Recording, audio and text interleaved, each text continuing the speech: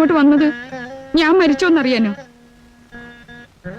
നീ ഇങ്ങനെ ചെയ്യുമെന്ന് അമ്മ വിചാരിച്ചില്ല മോനെ.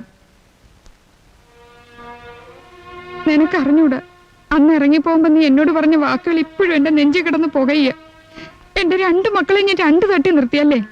നീ ഇത്രയ്ക്ക് ദുഷ്ടനായത് എപ്പോഴാടാ? അതിനുശേഷം എന്നും രാത്രി കരഞ്ഞു ഞാൻ ഉറങ്ങുന്നത്.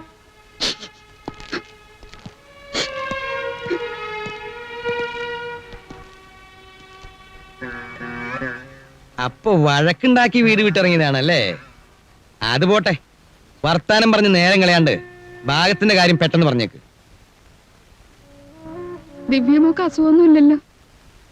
ഇല്ല. അവളെ നിനക്കൊന്ന് കൊണ്ടുവരായിരുന്നില്ലേ?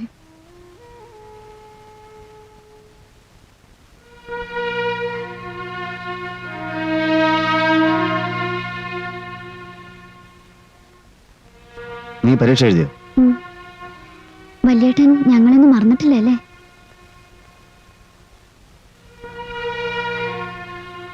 ഉറങ്ങിക്കിടന്ന ആ കൊച്ചിനെയും കൊണ്ടാണ് നീ പടിയിറങ്ങി പോയത്. പാവം കുട്ടി. അത്ര സ്നേഹമുള്ളവരായിരുന്നെങ്കിൽ ആരും എന്തേ അങ്ങോട്ടൊന്നും വന്നില്ല? ഞാനിവിടെ ഇറങ്ങിപ്പോയപ്പോ പടിയടച്ച് പിണ്ടം വെച്ചോ? സുഖു, ഞങ്ങളെ ജാതിന്ന് പുറത്താക്കിയോ?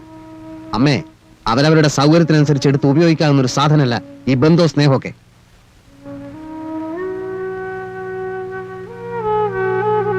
നിങ്ങളുടെ ആരുടെ സ്നേഹം ഞങ്ങൾക്കിനി വേണ്ട. പുകഞ്ഞ ഉള്ളി പുറത്തുതന്നെ നിൽക്കട്ടെ. അപ്പോ നമ്മൾ വന്ന കാര്യം പറയാൻ ഇനിയും വൈകണോ? ഞങ്ങൾക്ക് ഞങ്ങളുടേതായ പ്രശ്നങ്ങൾ പലതുണ്ട്. അതെ, അത് വളരെ സത്യമാണ്.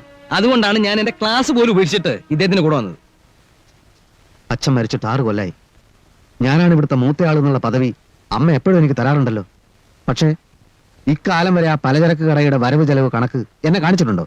അതെ, അച്ഛൻ ഉണ്ടാക്കിയതാ. ഇവനും എന്റെ ഭാര്യയ്ക്ക് മാത്രം വിഴുങ്ങാനുള്ളതല്ല.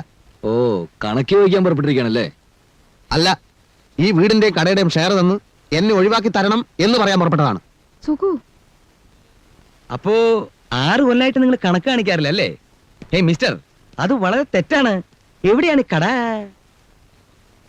അത് പോട്ടെ, അച്ഛൻ മരിക്കുമ്പോ കടയിൽ എത്ര രൂപയുടെ സാധനങ്ങളുടെ സ്റ്റോക്ക് ഉണ്ടായിരുന്നു? കഴിഞ്ഞ വർഷം സെയിൽ ടാക്സ് എത്ര രൂപ കൊടുത്തു? ഈ വീട്ടിലേക്ക് എടുക്കുന്ന സാധനങ്ങളുടെ കണക്ക് എഴുതി വെക്കാറുണ്ടോ? അരി എവിടെ നിൽക്കണു? പഞ്ചാബിന്നോ അല്ല ബോംബെന്നോ കൽക്കട്ടയെന്നോ? നിങ്ങൾ പേഴ്സണലായിട്ട് ചെലവാക്കുന്ന കാശുകൾ എഴുതി വെക്കാറുണ്ടോ? ഉദാഹരണത്തിന് ഭാര്യയ്ക്കൊരു സാരി കൊടുത്തു, അല്ലെ അമ്മായച്ചിനും അമ്മായിമ്മേനെയും കാണാൻ പോകുമ്പോൾ ഇവിടുന്ന് കുറെ സാധനം കെട്ടി പറിക്കാൻ കൊണ്ടുപോയി. അതുകൊണ്ട് ചോദിച്ചതാ. ഞാൻ ആരാണെന്ന് താൻ അറിയേണ്ട കാര്യമില്ല, പക്ഷെ താൻ ആരാണെന്നുള്ളത് ഞാൻ അറിയേണ്ട കാര്യമുണ്ട്. അതുകൊണ്ട് കണക്കെടുക്കടാ. എന്റെ സുഹൃത്തിനെ നീ തല്ലിയല്ലേ? ഇയാളെ തല്ലിയത് എന്നെ തല്ലിയതിന് തുല്യമാണ്. എല്ലാത്തിനും ഞാൻ കോടതി കയറ്റും. ഈ വീട് ഞാൻ കുളം തോണ്ടും. എന്റെ ശിഷ്യന്മാരെ കൊണ്ടുവന്ന എല്ലാത്തിനും 14 പീസാക്കും. Daniel sir, sir,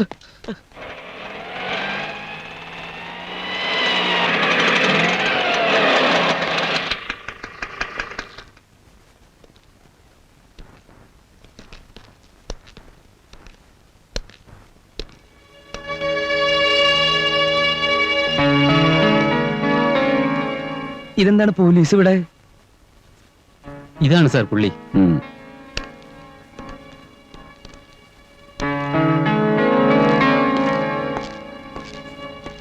mister Sukumaran? അതെ. JK കൺസ്ട്രക്ഷനിലെ? അതെ, എന്താണ് സാർ? ഒരു അറസ്റ്റ് വാറണ്ട് ഉണ്ട്.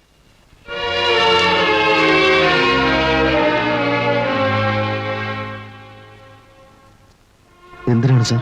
പ്രതീക്ഷിച്ചില്ല അല്ലേ? മെറ്റീരിയൽസ് പർച്ചേസ് ചെയ്യുന്നതിൽ നിങ്ങൾ കമ്പനിയെ വെട്ടിച്ചതിന്.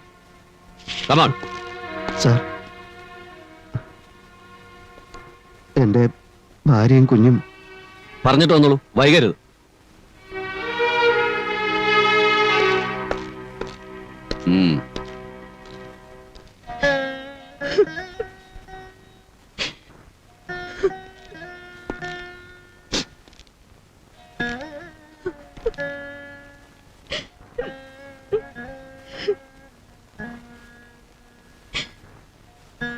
ഇങ്ങനെയൊക്കെ സംഭവിക്കുമെന്ന് നിന്റെ ജ്യോത്സ്യം പറഞ്ഞിരുന്നു.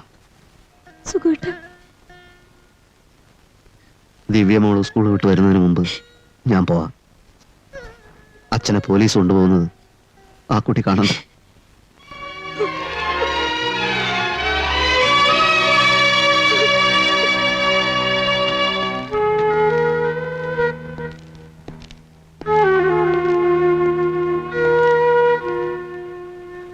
മേസ്തിരിമാരും ഒറ്റയ്ക്ക് കൊടുത്തതാണ്. MD എഞ്ചിനീയറും വന്ന് മെറ്റീരിയൽസ് ചെക്ക് ചെയ്തു. MD എന്നെ പിടിച്ച് തല്ലുകയും ചെയ്തു. കള്ളവില്ലുണ്ടാക്കി കാശ് തട്ടിയെന്നും പറഞ്ഞ് വഞ്ചന കുറ്റത്തിന് ഇയാളും പൊക്കി.